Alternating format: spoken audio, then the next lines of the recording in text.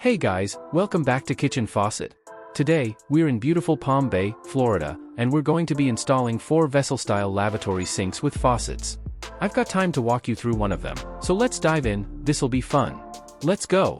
Now technically, these aren't true vessel sinks. They're more like semi-recessed basin sinks that sit right on top of the counter. Everything you see here, the sinks, faucets, and drains, has been provided by the customer.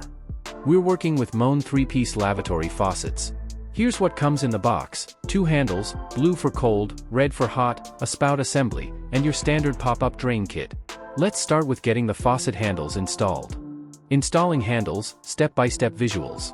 First, remove the retaining clip and flat washer from the stem. The flat washer will sit on the countertop, and the nut and clip will go underneath to hold everything in place. Drop the handle assembly into the hole, reinstall the washer and clip from underneath, and tighten the nut. Make sure your hot and cold stems are angled inward to make hose connections easier later. Installing spout assembly. Once the handles are in place, we can install the spout. Drop it into position and secure it from underneath. Then it's time to connect the quick connect hoses. Connecting quick connect hoses. These Moen assemblies are super simple. Just snap the hoses onto the cold, hot, and center fittings until you hear a click. Try to keep the lines neat and out of the way. Attaching supply lines and adjustments. Now we attach the water supply lines. These connect under the sink to the faucet shanks.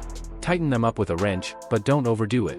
I also adjusted the handles so they turn perpendicular and look clean. Drain assembly installation.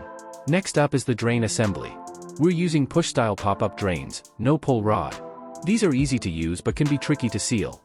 I made sure everything was watertight before finishing up.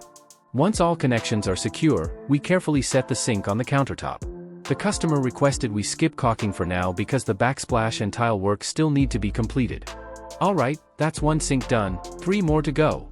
The Moen faucets in the master bathroom were solid quality. I wish I could have shown you the other 2 in the guest bath. They were 3-piece faucets too, but imported and much cheaper. I had to wrestle with the vessel-style pop-up drains to get them sealed properly. Those things can be a pain. Thanks for hanging out with me today. If you enjoyed the video, don't forget to like, subscribe, and check out the rest of the Kitchen Faucet series. Until next time, keep plumbing.